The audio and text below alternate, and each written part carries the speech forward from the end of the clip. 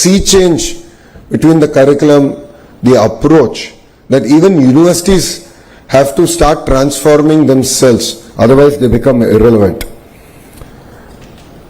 Professor Ratnaji just mentioned about public universities. So that is my concern. Public universities also should transform themselves. They should be led by best in industry to drive changes. Only then will they also be relevant in higher education. There is always a persistent gap between, academia and industry. Lot has been discussed today about it. But it's very, very important that we accelerate reforms. So APSHI Vice Chair is here. All the thought leaders are here in this room. What is important is pace, speed at which we bring in the change. We must accelerate reforms through dynamic curriculum updates, structured internships, mentor and career guidance ecosystem, and faculty immersion programs. This is not merely a luxury, this is need of the hour, this is necessity for India. As all of you are aware, there has been a change in the government in the 16 months back. And the Honorable Chief Minister signed one of his first GO, which was skill census. And the idea was, how do you assess the citizens across various trades? And then what kind of skill intervention we should provide? As leaders have said, Mr. Naidu is a visionary. He always looks ahead of the time. And then he leaves execution to youngsters like me. We tried skill census in its traditional census format in my own constituency, Mangalgiri, and we failed miserably. We were unable to assess across the various trades that today people are gainfully employed. And that is where we have just launched an initiative called Naipunyam. And Naipunyam is not merely a supply-demand aggregator of jobs, but it is a platform to assess skills across any trade available. And that is where AI has really come to help us. So you're an AC mechanic or a two-wheeler mechanic to an AI engineer, you will be assessed using AI, and we will be able to give you clear skill interventions, including training, so on and so forth, to help you upgrade. Our youth is globally recognized for their adaptability, discipline. And to be fair, Andhra Pradesh has led the revolution of IT from the front. And that is why if you look at all the major global institutes and companies are all headed by people from the two Telugu speaking states. We have great institutions now in Andhra Pradesh, including VIT, the IIT Tirupati, IIM Visakhapatnam, and of course our public universities are going through their own transformative phases. But what makes it even more exciting is Andhra Pradesh has positioned itself for the next generation of jobs, next generation of startups. It could be in data, it could be in quantum, it could be in innovation. Andhra Pradesh will lead from the front. Drawing from the inspiration of our Honorable Prime Minister, we have created our own vision 2047 called Swarnandhra. It is to achieve a $2.4 trillion economy here in Andhra Pradesh by 2047. And to all the youngsters here, because you will definitely see this vision happen, you will see 2047. Take it from me, we won't need that much time here in Andhra Pradesh to deliver our target. I believe that there are 5 transformation pillars that are very, very important for us to achieve it. One is curriculum to careers. It's very, very important to shift from textbook learning to competency-based problem-solving education. And every syllabus must be co-designed by industry to be measured against employability outcomes. Professor Ratnaji explained that industry apathy is there. I don't necessarily agree with her. The titans of industry have very limited time. We as a state have to be proactive. We have to deliver on the speed. We shouldn't waste their time. Only then will they be willing to invest time to help us transform our entire curriculum. So APSHI should work even harder than they are including the chairperson, to involve the industry in terms of bringing in the requirements, changes to the curriculum. Research and innovation is the second pillar. Each university COE must host incubators, patents and startup hubs. It's very, very important that we also tie up with other global universities. I've had an opportunity to be to Australia. Recently I visited quite a few universities in a very short time I was there. It's fascinating to see the kind of research that's happening there and how each university over a period of time has developed deep understanding and deep research in a sector. So a great example of this is a New South Wales University, which is, while it offers courses across sectors, the specialization is in solar cell. And I saw a 10,000 square feet rapid prototyping center, which was quite inspiring. And we are going to bring it to IIT Tirupati. We're already in touch with them to sort of look at how can we now bring collaboration between industry, academia and research together. So I think this is very, very important for all of us to work. The third pillar is our digital future skills. AI, quantum, semiconductors, green tech, robotics are here. But as Selvam ji has said, please don't outsource your creative thinking to ChatGPT or Gemini. While trivial tasks we can use it, to be fair, please don't replace your creative thinking or critical analytical thinking using ChatGPT or AI tools. Internationalization is something that was discussed threadbare. It is very important to have tie-ups with global institutions because what they offer is exposure. What they offer is alternative thinking. This, I believe, is very, very important if India has to deliver on its $30 trillion mission. Inclusivity and regional balance is the other very, very important subject, and this is something very core to the heart of this administration.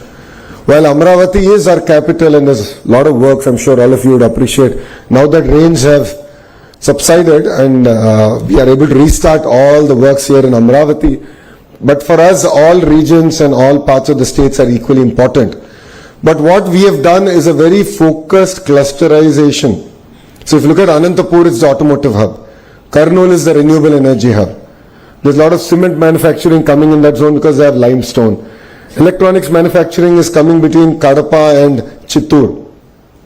A lot of work is happening in compressed biogas in Prakasam district. Erstwhile Nellore district is already diversified. All of you will be surprised to know 50% of India's air conditioning is manufactured here in Andhra Pradesh. We've signed with LG, Daikin and Blue Star. We're going to take this to 70%. Imagine one cluster, 70% of India's air conditioning is going to come. Compressed biogas, as I said, in Prakasam. Here in Krishna Guntur is capital. We have quantum now coming and we have few other industries coming here. East-West Godavari districts are exceptionally well known for their fisheries and we're working hard to take that forward. North Andhra is going through its own transformation. It's going to be $1 trillion ecosystem, starting with a pharma hub, chemical hub, medical devices manufacturing hub, to a steel city. I thought we'll be building one new steel city. It looks like we're going to build 2 new steel cities in Visakhapatnam. And the entire data ecosystem, IT ecosystem that's getting built out there. Why am I sharing this with you is we believe in the power of vertical and horizontal integration in each of these clusters. So let me take an example of your mobile phone. All of you are taking pictures, so I thought that was apt. You have a screen, you have a camera, you have a camera lens, you have a lithium-ion battery in it, you have a haptic engine in it. All these are roughly manufactured by about 1,000 suppliers. And our vision here in the state is to bring these 1,000 suppliers to that cluster and build a thriving ecosystem. So looking at it from an end-to-end perspective, that's what I call verticalization. And horizontal is where my department, HRD, comes in. Curriculum, skill development, testing of equipment, and third thing is certification of this equipment. So when I met the Blue Star leadership, they said we manufacture 50% of India's air conditioning, but if I have to get a heat pump certified, I have to send it all the way to Germany. And why is that the case? Why are they not here? and you want to make it a 70% ecosystem, then we need to bring in the entire certification here to India and to this particular cluster. So what you're going to see in the next 3.5 years is a tight integration between our vertical and horizontal approach, and we'll create a thriving cluster in each of these zones. And I'd like to thank CI for their continued support, but I'd also like to request CI that they need to run at the pace of the Andhra Pradesh government. We've done consultative committees. We have a sense of urgency. Andhra Pradesh was, exactly 18 months back, not in the radar of any investment or investor coming to India or even in India. But today we have attracted close to $120 billion worth of investments already. And the partnership summit that we're hosting 14th, 15th in Visakhapatnam, we're hoping to close another $120 billion investment. By the end of our term, as we go for re-election in 2029, I have a vision that we can attract $1 trillion worth of firm commitment. So these are investments that obviously will not get done in the year that they're signed, but they will start. So if you look at ArcelorMittal project, it takes 7 years for all 3 phases to be implemented, but $15 billion will get invested in that project. If you look at the Google Data City, it's $15 billion that will get invested in 3 years. So we will bring $1 trillion worth of investment here to Andhra Pradesh, but I would request CI to run at the pace of Andhra Pradesh government so that we can work collaboratively, we can look at changes proactively, and we are here not to waste your time. We are here to take your input and implement it to make sure that the Andhra model of collaboration is truly implemented in spirit. So industries should co-design curriculum. I think that's something that all of us touched upon. Universities should host industry labs. So I'd request VIT also. I know quantum computer is coming here, but I think we should look beyond even quantum and few other areas that we can sort of engage with. And of course, as a government, we are here to provide an enabling framework, a policy framework that is not rigid, that is not tight. Madam Ratnaji did mention the importance of cross-collaboration, humanities working with computer science. I agree with Madam because I am a product of it. My bachelor's is in information systems, but in Carnegie Mellon it was not part of the computer science school. It was part of humanities and social science. So where 50% of our curriculum was about managing people, projects, execution, timelines, and 50% was only on technical programming, coding, and so on and so forth. So I think we have to, as state, as APSHI, we have to be a lot more flexible, lot more proactive. Our policies have to be very, very proactive to ensure that this kind of collaboration can actually be achieved. And yes, together with all the youngsters in this room, we will make India proud. And honestly, I'm tired of hearing about Beijing, Shenzhen, Tianjin. It is time to hear about India's models. We have a gift city, we have Amaravati, we have our own models that will thrive over the next decade, and together all of us here can make it a reality. If we have to achieve this, if you have to make this a reality, the most important thing that all of you need to have is fire in your belly. You need to have it. As a government, we will provide the framework. As educationalists here, they will provide world-class education here. Skill development will be provided. But one thing we cannot give is fire in your belly. You need to have it. You need to set tall goals, and you need to go chase those tall goals. When this government came in, we didn't expect to achieve $120 billion worth of investments in such a short time. To be fair, that is equal to the investments in the last 10 years of Andhra Pradesh history. Last 10 years. But then we are not happy. We said we can do even better, we can do even more. And that is why we're chasing it. That's because we have fire in our belly, and it's important that you have fire in your belly. And dream big. People around you will laugh. People around you will make fun. But if you don't dream, you really cannot achieve what you want to achieve. If we don't dream, we cannot make India a developed nation. So dream big, but then care to achieve. You have to be meticulous, you have to focus on your execution and ensure you put in the time that is required to deliver it. And honestly, life is not a destination, it's a journey. It's important that we constantly learn. You constantly expose yourself globally on what's happening. Enrich your knowledge, work together and build a collaborative environment. And life is never a straight line. The highs are very high, the lows are very low. If there's anyone who's gone through it, it is me. In 2019, when I contested in my constituency, which my party only won in 1985, I lost. A lot of people made fun of me, but I didn't care. I said my goal is set. I am going to go about achieving it. 5 years I worked hard. I didn't leave it. I refused to accept defeat.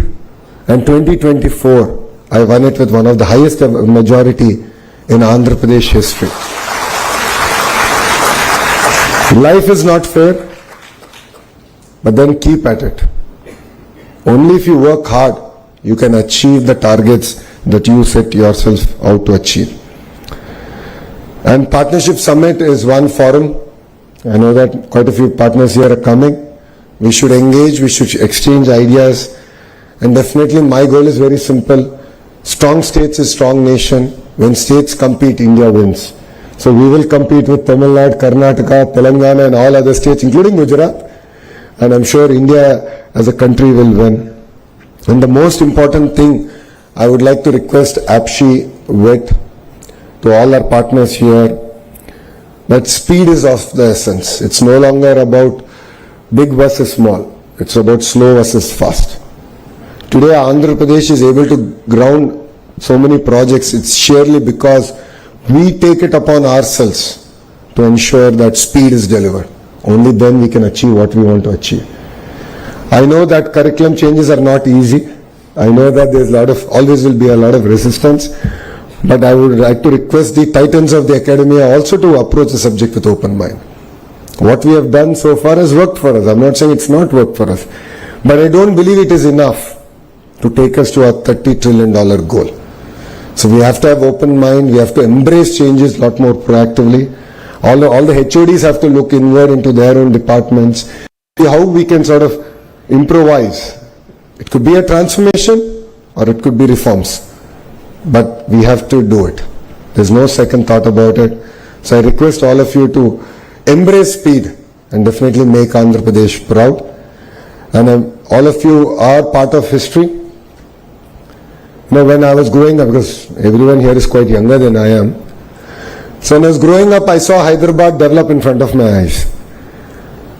I was jokingly saying, I've seen every part of Outer Ring Road get developed in front of my eyes. I remember how we used to crib that there was no connectivity to Shamshabad airport back then. But today it's of course very well connected. You are exactly seeing that magic happen in front of you here in Amaravati. Next 3 years is going to be a really transformative experience for Amaravati, for Andhra Pradesh. And all of you are going to witness history in making. And all of you should be part of this history. You should look at starting companies. You should look at nurturing things. Embracing opportunities that the great state of Andhra Pradesh is going to give you. So thank you very much. Thank you very much for having me here. And I look forward to more interactions. Next time around, I would love to interact with students, understand their aspirations, their expectations. And I'll bring my entire APSHI here. They will also have to understand, because I keep telling them they need to catch up to my speed. So they need to come in front of students. I think then they'll be able to appreciate the hunger, the fire in the belly that our children have. I look forward to coming back and interacting with students again. Thank you very much and Jai Hind.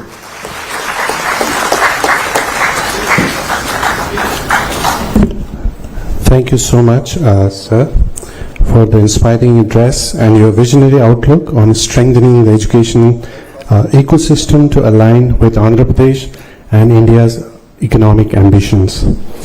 We are not able to provide any gainful employment even after 3 to